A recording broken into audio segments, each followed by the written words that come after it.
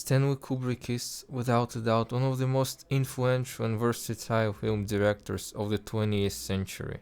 Throughout his career, Kubrick had directed 13 films in different genres, from a visceral anti-war statement, This Path of Glory, to the cult classic horror film The Shining, based on a novel by Stephen King.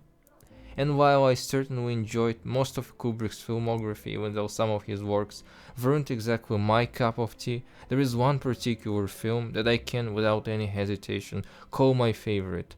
Not only my favorite film of Stanley Kubrick, but, quite possibly, my favorite film of all time, and I am talking about 2001 A Space Odyssey.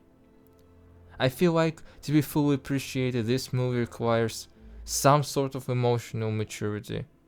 I watched A Space Odyssey for the first time when I was still in high school, and I found this movie to be a bit boring and overrated.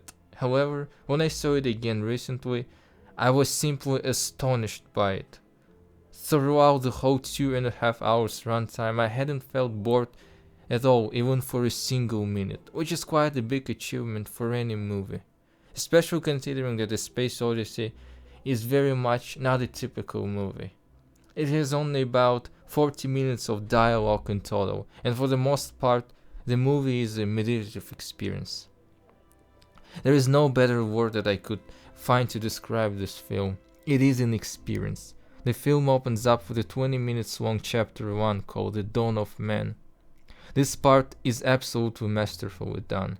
There is no need for a single spoken word. We just watch the early humans live in plains of Africa, alongside other animals, all done using spectacular cinematography and stunning practical effects. The choice of music is one of the reasons the scene is so iconic.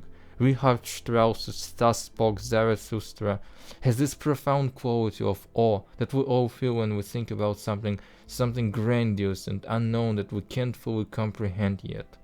Something like space or evolution of life on Earth. The next section is a travel to the moon accompanied by Johann Strauss's The Blue Danube.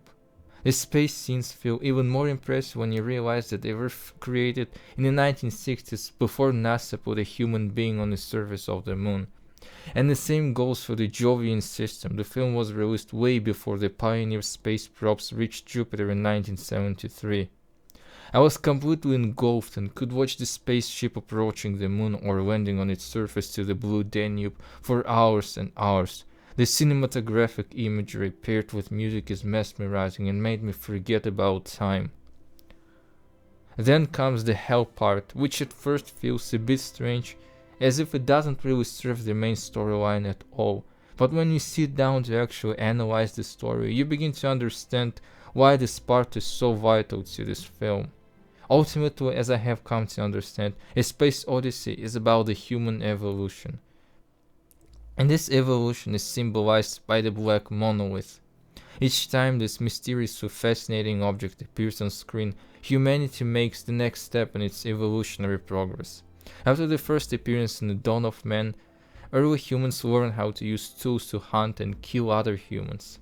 The second time the monolith appears on the surface of the moon, the newest HAL artificial intelligence computer is introduced, and the humanity represented by Dr. David Bowman must overcome the challenges and dangers that AI poses and learn to control it, so it serves humanity and doesn't hurt or destroy it. The last time the monolith appears after Bowman's surreal jump through the hyperspace, humanity evolves into a truly cosmic species, metaphorically represented by the aging and death of Dr. Bowman, the remnants of old humanity, and the birth of the Star Child hovering high above the Earth and the Moon.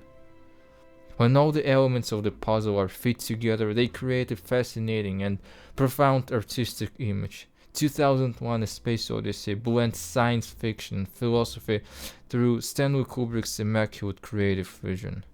I rarely give movies 10 out of 10 because even best movies usually contain some flaws, but 2001 is the rare example when the movie had such a strong effect on me that I give it 10 without any hesitation. The whole movie is fantastic, but if I were to choose my favorite scene, that would certainly be the shutdown of Hal, especially the part where Hal sings Daisy. A terrifying and emotional scene which makes you feel empathy for Hal, as his mind is going away second by second. It won't be a stylish marriage. I can't afford a carriage, but you look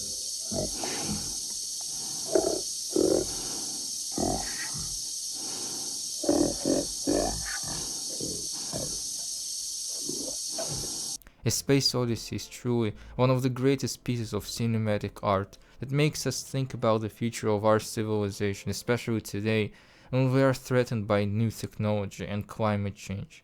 Will we go extinct like so many species before us, or will we get reborn as new, better civilization? This question remains to be answered.